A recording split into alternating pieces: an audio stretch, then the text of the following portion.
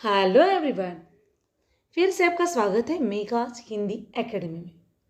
आज हम यहाँ पर देखेंगे NCERT syllabus class 7th supplementary book बाल महाभारत कथा और उसका पाठ 4, जो कि इसके पहले के पाठ इससे पहले के वीडियो में हमने देखे हैं। जैसे पहले पाठ था बाल महाभारत कथा का सारांश, दूसरा था देवव्रत, तीसरा था भीष्म और भीष्म प्रतिज्ञा, और आज हमारा चौथा पाठ है अम्बा और भीष्म। तो यहाँ पर करेंगे आज हम इस पाठ का वाचन। तो चलिए शुरू करेंगे आज इस वीडियो को, अर्थात अम्बा और भीष्म पाठ को। सत्यवती के पुत्र चित्रांगद बड़े ही वीर परंतु स्वेच्छाचारी थे। एक बार किसी गंधर्व के साथ युद्ध हुआ, उसमें वह मारे गए। उनके कोई पुत्र न था, इसलिए उनके छोटे भाई विचित्रवीर्य हस्तिनापुर की राजगद्दी पर बैठे। विचित्रवीर्य की आयु उस समय बहुत छोटी थी, इस कारण उनके बालिग होने तक राजकाज भीष्म को ही संभालना पड़ा। जब विचित्रवीर्य विवाह के योग्य हुए तो भीष्म को उनके विवाह की चिंता हुई।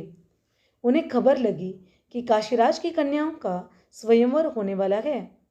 यह जानकर भीष्म बड़े खुश हुए और स्वयंवर में सम्मिलित होने के लिए काशी रवाना हो गए। देश विदेश के अनेक राजकुमार उस स्वयंवर में भाग लेने के लिए आए थे। राजपुत्रियों को पाने के लिए आपस में बड़ी स्पर्धा थी। क्षत्रियों में भीष्म की प्रतिज्ञा की प्रतिष्ठा अद्वितीय थी। उनके महान त्याग और भीषण प्रतिज्ञा का हाल सब जानते थे।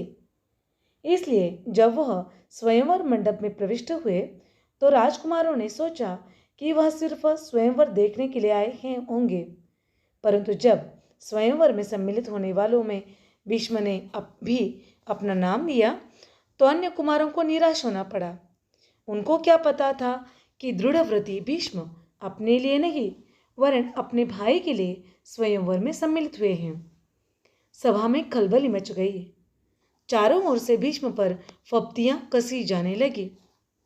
माना कि भरतवंशी भीष्म बड़े बुद्धिमान और विद्वान हैं, स्वयंवर से इन्हें क्या मतलब, इनके प्रण का क्या हुआ, जीवन भर ब्रह्मचारी रहने की इन्होंने जो प्रतिज्ञा की थी क्या वह झूठी थी। इस भांति सब राजकुमारों ने भीष्म की हंसी उड़ाई। यहाँ तक कि काशीराज की कन्याओं ने भी भीष्म की तरफ से दृष्टि फेर ली और उनकी अवहेलना सी करके आगे की ओर चल दी। भीष्म इस अवहेलना को न सह सके। उन्होंने सभी राजकुमारों को हराकर तीनों राजकन्याओं को बलपूर्वक रथ पर बैठा लिया और हस्तिनापुर को चल दिए। सौभदेश का राजा शाल्व बड़ा वीर था। काशीराज की सबसे बड़ी कन्या अम्बा उस पर अनुरक्त थी और उसको मन ही मन अपना पति मान चुकी थी। शाल्व ने भीष्म के रथ का पीछा किया और उसको रोकने का प्रयत्न किया। इस पर भीष्म और शाल्व के बीच घोर युद्ध छिड़ गया। भीष्म ने उसे हरा दिया, किंतु काशीराज की कन्याओं की प्रार्थना पर उसे जीवित ही छोड़ दिया। भीष्म काशीराज की कन्याओं को लेकर हस्तिनापुर पहुंचे। विचित्रवीर्य के विवाह की सारी तैयारी हो जाने के बाद जब कन्याओं को विवाह मंडप में ले जाने का समय आया तो काशीराज की बड़ी बेटी अम्बा एकांत में भीष्म से बोली, गांगेय, मैंने अपने मन में सौभदेश के राजा शाल्व को अपना पति मान लिया था। इसी बीच आप मुझे बलपूर्वक यहाँ ले आए। मेरे मन की बात जानने के बाद आप मेरे बारे में अब जो उचित समझे करें। भीष्म को अम्बा की बात जची। उन्होंने अम्बा को उसकी इच्छानुसार उचित प्रबंध के साथ शाल्व के पास भेज दिया और अम्बा की दोनों बहनों अंबिका और अम्बालिका का विचित्रवीर्य के साथ विवाह करा दिया। अम्बा अपने मनोदित वर सौभराज शाल्व के पास गई और सारा वृत्तांत कह सुनाया। उसने कहा, राजन, मैं आपको ही अपना पति मान चुकी हूँ। मेरे अनुरोध से भीष्म ने मुझे आपके पास भेजा है। आप मुझे अपनी पत्नी स्वीकार कर ले। पर शाल्व न माना। उसने अम्बा से कहा, सारे राजकुमारों के सामने भीष्म ने मुझे युद्ध में पराजित किया और तुम्हें बलपूर्वक हरण करके ले गए। इतने बड़े अपमान के बाद मैं तुम्हें कैसे स्वीकार कर सकता हूँ? तुम्हारे लिए अब उचित यही है कि तुम भीष्म के पास जाओ और उनकी सलाह के मुताबिक ही काम करो। बेचारी अम्बा हस्तिनापुर लौट आई और भीष्म को सारा हाल कह सुनाया। उन्होंने विचित्रवीर्य से कहा, वत्स, राजा शाल्व अम्बा को स्वीकार नहीं करता। इससे विदित होता है कि उसकी इच्छा अम्बा को पत्नी बनाने की नहीं थी। अब उसके साथ तुम्हारा ब्याह करने में कोई आपत्ति नहीं रही है। पर विचित्रवीर्य अम्बा के साथ ब्याह करने को राजी न हुए। बेचारी अम्बा न इधर की रही न उधर की। कोई और रास्ता न देख वह भीष्म से बोली, गांगेय, मैं तो दोनों ओर से ही गई। मेरा कोई भी सहारा न रहा। आप ही मुझे घर लाए थे, अतः अब आपका यह कर्तव्य है कि आप मेरे साथ ब्याह कर ले। भीष्म ने उसकी बात ध्यान से सुनी और अपनी प्रतिज्ञा की याद दिलाकर बोले, अपनी प्रतिज्ञा तो मैं नहीं तोड़ सकता। उन्होंने अम्बा की परिस्थिति समझकर विचित्रवीर्य से दोबारा आग्रह किया, पर वह न माना। भीष्म ने अम्बा को फिर समझाया और कहा कि सौभराज शाल्व के ही पास जाओ और एक बार फिर प्रार्थना करो। लाचार अम्बा फिर शाल्व के पास गई और उसकी बहुत मिन्नतें की, लेकिन दूसरे की जीती हुई कन्या को स्वीकार करने से सौभराज ने साफ इनकार कर दिया। अम्बा इस प्रकार 6 साल तक हस्तिनापुर और सौभ देश के बीच ठोकरें खाती रही। उसने अपने इस सारे दुख का कारण भीष्म को ही समझा।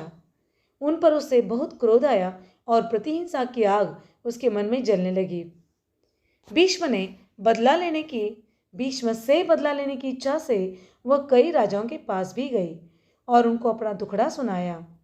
भीष्म से युद्ध करके उनका वध करने की उसने राजाओं से प्रार्थना की, पर राजा लोग तो भीष्म के नाम से ही डरते थे। किसी में इतना साहस न था कि भीष्म से युद्ध करे। क्षत्रियों से एकदम निराश होकर अम्बा ने तपस्वी ब्राह्मणों की शरण ली। तपस्वियों ने कहा, बेटी, तुम परशुराम के पास जाओ, वे तुम्हारी इच्छा अवश्य पूरी करेंगे। तब ऋषियों की सलाह पर अम्बा परशुराम के पास गई। अम्बा की करुण कहानी सुनकर परशुराम का हृदय पिघल गया। उन्होंने दयार्द्र स्वर में कहा, काशीराज कन्या, तुम मुझसे क्या चाहती हो? अम्बा ने कहा, ब्राह्मण वीर, मेरी प्रार्थना केवल यही है कि आप भीष्म से युद्ध करें। मैं आपसे भीष्म के वध की भीख मांगती हूँ। परशुराम को अम्बा की प्रार्थना पसंद आई। बड़े उत्साह के साथ वह भीष्म के पास गए और उन्हें युद्ध के लिए ललकारा। दोनों कुशल योद्धा थे और धनुष विद्या के जानकार भी। दोनों ही जितेंद्रिय और ब्रह्मचारी थे। समान योद्धाओं की टक्कर थी। कई दिनों तक युद्ध होता रहा, फिर भी हार जीत का निश्चय न हो सका। अंत में परशुराम ने हार मान ली और उन्होंने अम्बा से कहा, जो कुछ मेरे वश में था कर चुका, अब तुम्हारे लिए यही उचित है कि तुम भीष्म की ही शरण लो। पर अम्बा ऐसी बातों से कब विचलित होने वाली थी। उसने वन में जाकर फिर तपस्या शुरू की और तपोबल से स्त्री रूप छोड़कर पुरुष बन गई और उसने अपना नाम शिखंडी रख लिया। जब कौरवों और पांडवों के बीच कुरुक्षेत्र के मैदान में युद्ध हुआ तो भीष्म के विरुद्ध लड़ते समय शिखंडी रथ के आगे बैठा था और अर्जुन ठीक उसके पीछे। ज्ञानी भीष्म को यह बात मालूम थी कि अम्बा ही शिखंडी का रूप धारण किए हुए हैं, इसलिए उन्होंने उस पर बाण चलाना अपनी वीरोचित प्रतिष्ठा के विरुद्ध समझा। शिखंडी को आगे करके अर्जुन ने भीष्म पितामह पर हमला किया और अंत में उन पर विजय प्राप्त की। जब भीष्म आहत होकर पृथ्वी पर गिरे तब जाकर अम्बा का क्रोध शांत हुआ। तो देखिए बच्चों, आज हमने यहाँ पर कहानी नंबर 4 देखी, अम्बा और भीष्म। वैसे तो आप सभी को कहानी सुनना बहुत अच्छा लगता है और इसी कहानी सीरीज में हमने कहानी शुरू की थी महाभारत की या फिर बाल महाभारत की कथा, जिसमें पहला था बाल महाभारत कथा का सारांश, दूसरा देवव्रत, तीसरा था भीष्म प्रतिज्ञा और चौथी आज हमने कहानी देखी अम्बा और भीष्म। तो इस तरह से कहानी की सीरीज आगे चलती रहेगी और इस तरह से भारत के 2 महाकाव्य के रामायण और महाभारत और उसमें से महाभारत की संक्षिप्त कथा आपको निश्चित रूप से पता चल जाएगी। तो आशा करती हूँ ये कहानी आपको बहुत ही अच्छी लगी होगी और पसंद आई होगी। ऐसी और नई कहानियाँ जानना आप हमेशा चाहेंगे, समझना चाहेंगे कि महाभारत कथा है क्या, तो ऐसी नई नई कहानियों के साथ आपसे हर बार मिलते रहेंगे, हर नए दिन आपसे मिलते रहेंगे। तब तक इस वीडियो को लाइक कीजिए, चैनल को सब्सक्राइब कीजिए, कमेंट बॉक्स में अपने कमेंट लिखना ना भूलें और हाँ, बेल आइकन का बटन दबाना ना भूलें ताकि रोज़ आने वाले नए नए वीडियोस आपको समय पर मिलते रहे। और हाँ, अपने दोस्तों के साथ इसे शेयर कीजिए।